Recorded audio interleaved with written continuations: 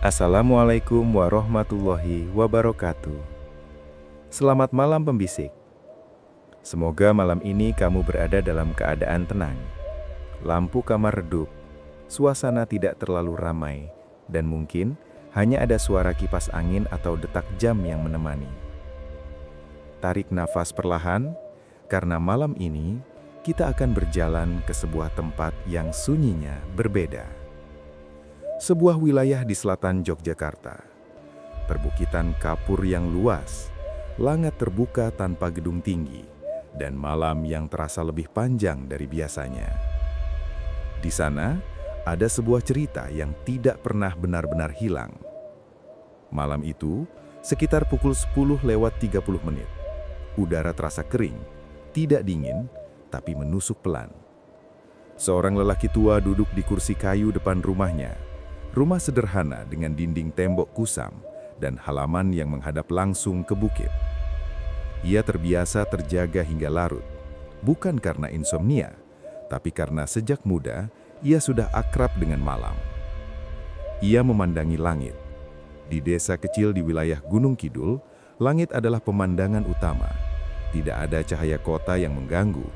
Bintang terlihat jelas, kadang bulan terasa begitu dekat. Awalnya, tidak ada yang aneh, sampai sebuah cahaya muncul dari arah barat.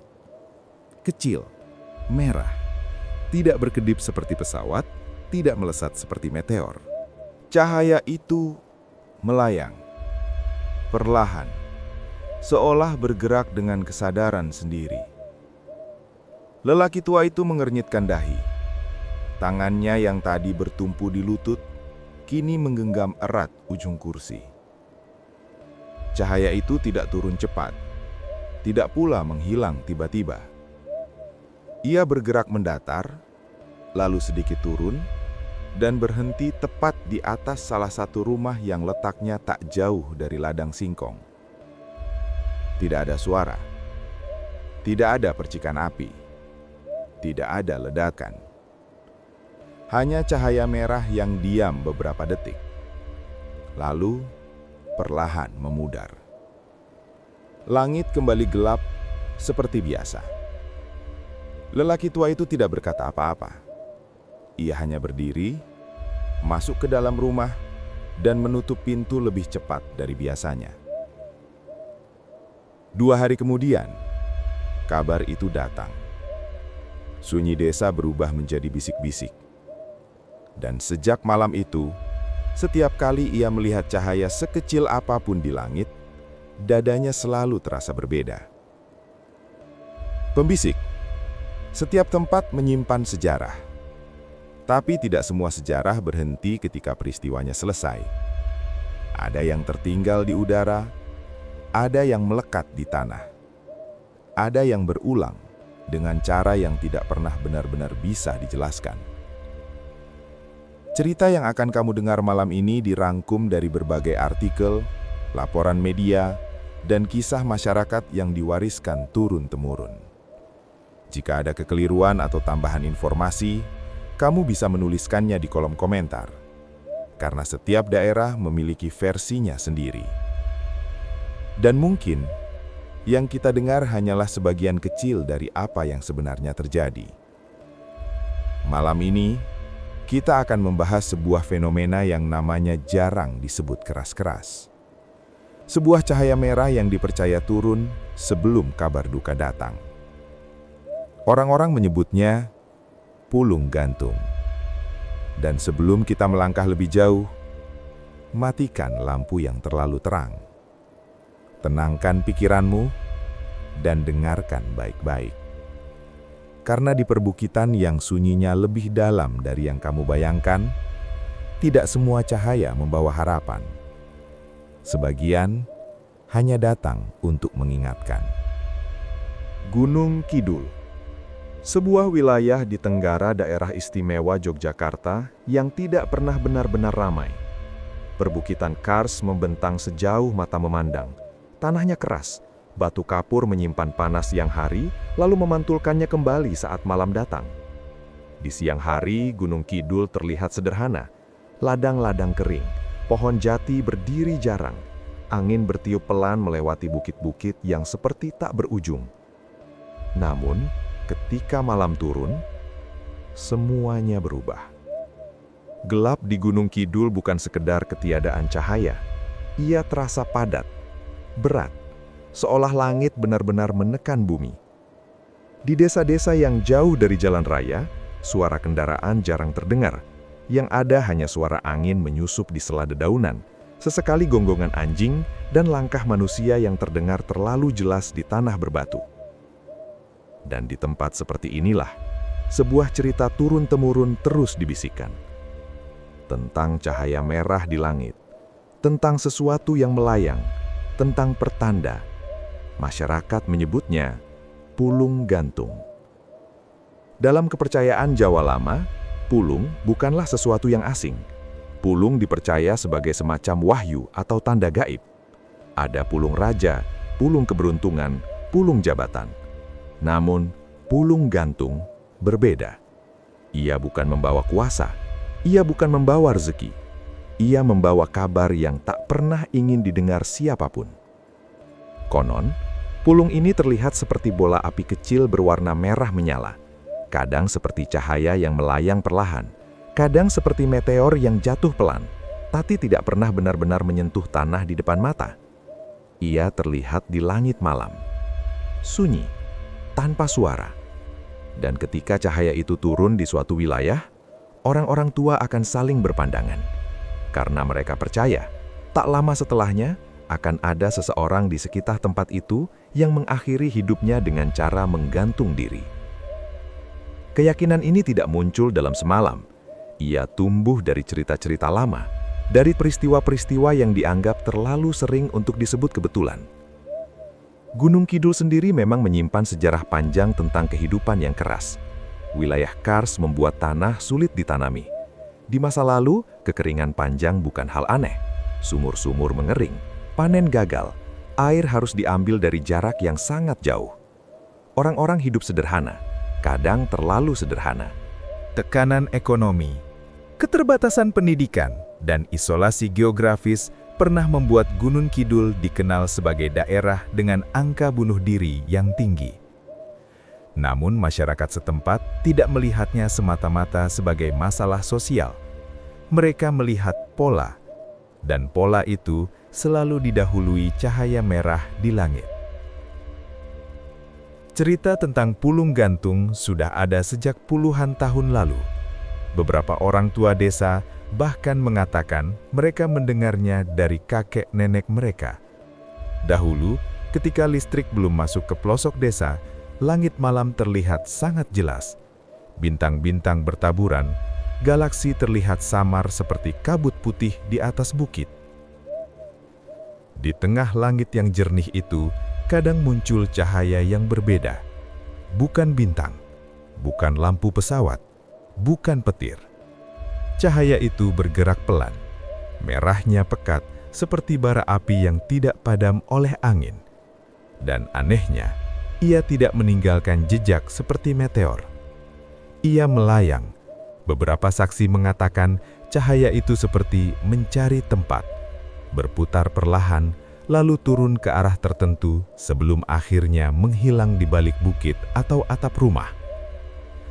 Keesokan harinya, atau beberapa hari setelahnya, kabar duka datang. Seseorang ditemukan tergantung di pohon, atau di dalam rumah, atau di kandang, dan orang-orang desa hanya bisa berkata lirih, "Semalam pulung terlihat." Apakah ini sekadar mitos? Sebagian orang modern mencoba menjelaskan secara rasional. Mereka mengatakan itu mungkin meteor kecil, atau fenomena atmosfer, atau bahkan sugesti kolektif. Namun, ada satu hal yang membuat cerita ini tetap hidup. Kesaksian. Bukan hanya satu, bukan dua. Banyak warga, dari desa berbeda, dari waktu berbeda, menceritakan pengalaman yang mirip. Deskripsi cahaya yang sama, warna yang sama, gerakan yang sama, dan yang paling membuat merinding, rasa setelah melihatnya. Beberapa saksi mengatakan dada mereka terasa berat, ada firasat aneh, perasaan tidak enak yang sulit dijelaskan. Seolah langit sedang memberitahu sesuatu, namun tidak dengan kata-kata. Di beberapa dusun, orang tua akan menutup pintu lebih cepat jika ada kabar pulung terlihat. Anak-anak diminta tidak keluar rumah malam-malam. Doa-doa dibaca lebih lama dari biasanya. Karena bagi mereka, pulung gantung bukan sekadar fenomena langit. Ia adalah tanda bahwa ada jiwa yang sedang rapuh. Ada seseorang yang mungkin sedang bergulat dengan pikirannya sendiri. Ada seseorang yang diam-diam kehilangan harapan. Namun kepercayaan tradisional membuat semua itu dibingkai dalam simbol cahaya merah. Simbol yang turun dari langit. Simbol yang tidak bisa dihentikan manusia. Gunung Kidul hari ini sudah jauh berubah. Jalan-jalan sudah beraspal, pariwisata berkembang, pantai-pantai indah dikenal luas. Namun cerita tentang pulung gantung tidak pernah benar-benar hilang. Ia masih dibicarakan dengan suara pelan, biasanya setelah pukul 9 malam. Biasanya ketika listrik tiba-tiba padam. Biasanya ketika langit terlihat terlalu gelap. Dan di beberapa desa, masih ada orang yang mengaku melihatnya. Cahaya merah itu melintas perlahan di atas bukit, tanpa suara, tanpa peringatan. Malam di Gunung Kidul memang sunyi, tapi sunyi bukan berarti kosong. Di antara angin yang melewati tebing kapur, di antara bayangan pohon jati yang memanjang seperti tangan kurus, di bawah langit yang luas tanpa batas, cerita itu masih menggantung tentang pulung yang turun, tentang cahaya yang memilih tempat, tentang takdir yang bagi sebagian orang seolah sudah ditulis di langit sebelum terjadi di bumi. Dan pembisik, itu baru latarnya saja, karena di malam tertentu, ada seseorang yang benar-benar melihatnya dengan mata kepala sendiri, dan malam itu tidak pernah ia lupakan seumur hidupnya. Malam itu, angin berhembus lebih dingin dari biasanya. Di sebuah dusun kecil di perbukitan Gunung Kidul, lampu-lampu rumah sudah banyak yang padam. Hanya beberapa cahaya kuning redup yang masih menyala dari jendela kayu tua. Jam menunjukkan hampir pukul 11. Seorang pria parubaya, sebut saja namanya Pak Wiryo, baru saja selesai menutup kandang kambingnya. Ia berjalan pelan melewati halaman rumahnya yang beralas tanah kering. Langit malam terlihat sangat bersih, tidak berawan, tidak berkabut. Bintang-bintang tampak tajam. Pak Wiryo bukan orang yang mudah percaya hal mistis. Ia lahir dan besar di desa itu, mendengar cerita pulung gantung sejak kecil. Tapi baginya, itu hanya cerita orang tua. Sampai malam itu, ketika ia hendak masuk ke rumah, langkahnya terhenti. Di ujung barat langit, tepat di atas deretan bukit yang gelap seperti bayangan raksasa, ada sesuatu yang berbeda. Awalnya ia kira bintang yang lebih terang, tapi cahaya itu bergerak, perlahan. Tidak cepat seperti meteor, tidak berkedip seperti pesawat. Cahaya itu merah, merahnya pekat, seperti bara api yang digantung di udara. Pak Wiryo berdiri diam, matanya tidak berkedip. Cahaya itu melayang pelan ke arah selatan. Gerakannya tenang, hampir seperti makhluk hidup yang sedang mengamati sesuatu di bawahnya. Tidak ada suara, tidak ada angin kencang, hanya sunyi yang tiba-tiba terasa lebih berat. Jantung Pak Wiryo berdetak lebih cepat tanpa alasan jelas. Bulu kuduknya berdiri. Ia tidak tahu kenapa, tapi dadanya terasa sesak. Cahaya itu kemudian berhenti, sejenak, diam di satu titik di atas perkampungan mereka. Seolah memilih beberapa detik yang terasa jauh lebih lama dari seharusnya. Lalu, perlahan, cahaya itu turun sedikit. Tidak sampai menyentuh atap rumah, tapi cukup rendah untuk membuat Pak Wiryo merasa jaraknya tidak lagi jauh. Dan tiba-tiba, cahaya itu padam. Hilang begitu saja. Langit kembali seperti semula. Hanya bintang-bintang kecil yang tersisa. Pak Wiryo masih berdiri. Tangannya dingin. Ia tidak tahu harus merasa takut atau bingung. Ia masuk ke rumah tanpa berkata apa-apa pada istrinya. Tapi malam itu, ia sulit tidur. Ada perasaan ganjil yang tidak bisa dijelaskan. Seolah ada sesuatu yang sedang menunggu. Keesokan paginya, desa itu tidak lagi sunyi seperti biasa. Terdengar bisik-bisik. Langkah orang tergesa. Panggilan lirih dari satu rumah ke rumah lain. seorang pemuda di ujung dusun ditemukan meninggal dunia di belakang rumahnya. Ia dikenal pendiam, beberapa minggu terakhir jarang keluar. Tak banyak yang tahu apa yang ia rasakan. Pak Wiryo hanya bisa duduk terdiam ketika mendengar kabar itu. Pikirannya kembali ke langit malam tadi, ke cahaya merah itu. Ia tidak berani langsung bercerita, tapi menjelang siang, ia mendengar sesuatu yang membuat darahnya kembali terasa dingin. Ternyata, bukan hanya dia yang melihat. Seorang ibu yang sedang menimba air sumur juga melihat cahaya itu. Seorang remaja yang sedang bermain ponsel di teras rumah juga sempat memperhatikannya. Dan mereka menggambarkannya dengan cara yang sama. Cahaya merah, melambat, lalu hilang di atas dusun mereka. Orang-orang tua mulai berbisik pelan. Semalam pulung lewat. Tidak ada yang berteriak, tidak ada yang panik, hanya tatapan yang saling memahami, seolah mereka sudah pernah melihat pola itu sebelumnya. Sejak malam itu, Pak Wiryo tidak pernah lagi menertawakan cerita pulung gantung. Bukan karena ia yakin sepenuhnya, tapi karena ia melihat sendiri, dan yang lebih mengganggunya bukanlah cahaya itu, melainkan perasaan saat melihatnya. Perasaan bahwa sesuatu telah ditentukan, bahwa langit seperti lebih tahu lebih dulu daripada manusia. Dan pembisik, malam itu bukan satu-satunya kejadian, karena beberapa tahun sebelumnya, ada seseorang yang mengalami hal yang jauh lebih mengerikan. Bukan hanya melihat cahaya itu, tapi merasa seperti sedang diawasi olehnya. Beberapa tahun sebelum kejadian Pak Wiryo, di dusun yang berbeda, masih di wilayah perbukitan Gunung Kidul, ada seorang perempuan muda. Sebut saja namanya Sari. Sari bukan orang yang mudah panik. Ia tumbuh di desa, terbiasa dengan gelap, terbiasa dengan suara malam yang bagi orang kota mungkin terdengar menyeramkan. Malam itu, sekitar pukul 10, listrik di kampungnya padam. Hal biasa. Ia duduk di teras rumah, hanya ditemani cahaya lampu minyak kecil. Ibunya sudah tidur lebih dulu. Ayahnya sedang bekerja di luar kota. Langit malam terasa lebih pekat karena tidak ada cahaya lampu jalan. Dan entah kenapa, suasana terasa terlalu sunyi. Bukan sunyi yang damai, sunyi yang seperti menunggu. Sari mengangkat wajahnya ke langit. Awalnya ia hanya ingin melihat bintang. Lalu ia melihatnya. Satu titik merah, jauh di atas bukit sebelah timur. Ia pikir itu pesawat, tapi tidak berkedip, tidak bergerak lurus.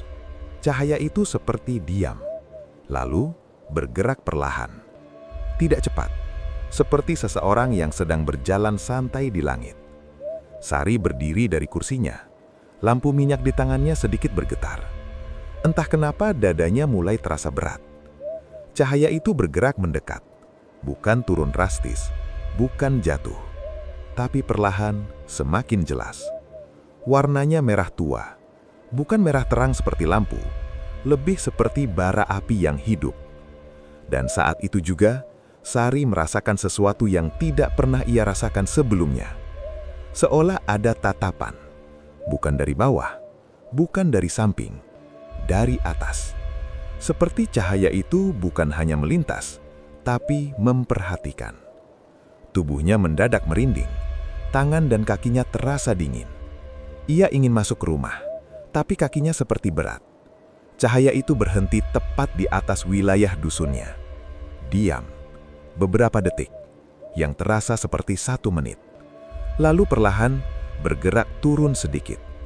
Tidak sampai menyentuh atap rumah, namun cukup rendah untuk membuat Sari merasa jaraknya terlalu dekat. Nafasnya mulai tidak teratur, dan di saat itu, muncul pikiran aneh di kepalanya. Pikiran yang bukan seperti miliknya sendiri. Sebuah perasaan hampa, kosong, seperti kehilangan sesuatu, padahal tidak ada apa-apa yang terjadi. Ia merasa sedih tanpa sebab, merasa lelah secara tiba-tiba. Air matanya jatuh begitu saja tanpa ia mengerti kenapa. Cahaya itu masih ada di atas, diam, lalu tiba-tiba padam. Gelap kembali. Langit kembali biasa. Tapi perasaan itu tidak langsung hilang. Sari masuk ke dalam rumah dengan langkah lemas. Malam itu ia sulit tidur. Dadanya terasa sesak. Kepalanya dipenuhi pikiran-pikiran yang membuatnya gelisah. Padahal sebelumnya ia baik-baik saja. Keesokan harinya kabar duka datang. Bukan dari rumahnya, tapi dari rumah tetangga yang berjarak sekitar 5 rumah dari tempatnya tinggal. Seorang pria paruh baya ditemukan meninggal dunia. Sari terdiam saat mendengar lokasi tepatnya. Karena kalau ia mengingat posisi cahaya semalam, titik berhentinya tepat di atas area itu.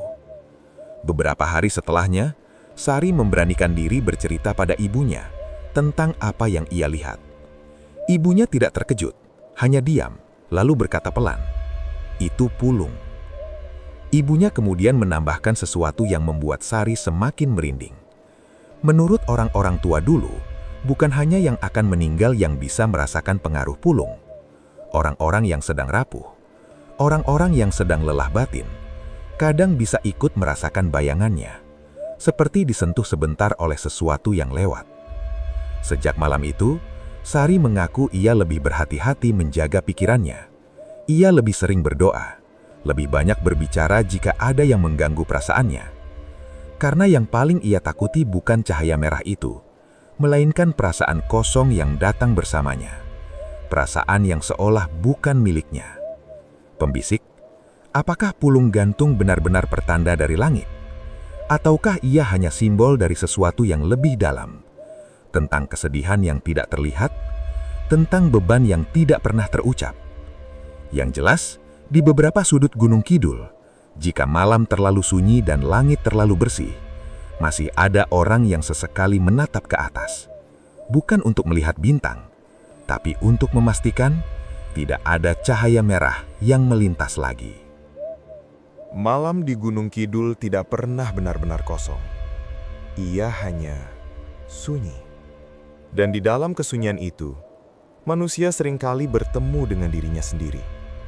Pembisik, setelah kita mendengar tentang cahaya merah yang turun perlahan di langit gelap, setelah kita menyusuri kisah mereka yang merasa diperhatikan, setelah kita mendengar suara-suara pelan dari warga yang pernah melihatnya, sekarang, mari kita duduk diam sejenak.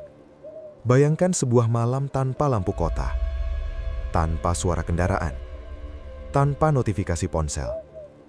Hanya angin yang menyapu ladang, hanya bunyi serangga malam, dan langit luas yang tampak begitu dekat. Di tempat seperti itulah, legenda seperti pulung gantung tumbuh. Bukan karena manusia ingin mempercayainya, tapi karena manusia mencoba memahami sesuatu yang tidak mampu ia jelaskan. Di Gunung Kidul, tanahnya berbatu. Musim kemarau bisa panjang. Air sulit. Ladang tidak selalu memberi hasil. Beban hidup di tempat seperti itu terasa nyata. Berat, pelan tapi pasti menekan. Dan ketika seseorang di desa ditemukan meninggal dengan cara tragis, manusia butuh makna. Maka lahirlah satu penjelasan yang lebih bisa diterima hati. Bahwa sebelum itu terjadi, ada cahaya merah yang turun. Bukan untuk menyalahkan, bukan untuk membenarkan, tapi untuk berkata, ini bukan sekadar takdir biasa. Pembisik, ada sesuatu yang sering terlupakan ketika kita membahas legenda seperti ini. Bahwa di balik cerita mistis, selalu ada manusia. Manusia yang lelah, manusia yang menyimpan beban sendirian. Manusia yang mungkin merasa tidak lagi punya tempat untuk pulang. Dan legenda pulung gantung, entah benar secara gaib atau tidak, secara sosial ia menjadi tanda. Tanda bahwa desa sedang tidak baik-baik saja. Tanda bahwa ada sesuatu yang perlu diperhatikan. Tanda bahwa ada jiwa yang mungkin terabaikan. Beberapa sesepuh desa pernah berkata pelan, kalau melihat cahaya itu, jangan langsung takut. Doakan, jaga keluarga, perhatikan tetangga. Kalimat itu sederhana, tapi dalam sekali maknanya. Karena bisa jadi, cahaya yang kita takutkan itu adalah simbol dari seseorang yang sedang berada di ambang seputusasaan. Dan malam adalah waktu di mana pikiran menjadi paling bising. Pembisik, di kota, cahaya lampu menutupi langit. Di desa, langit justru membuka isi kepala.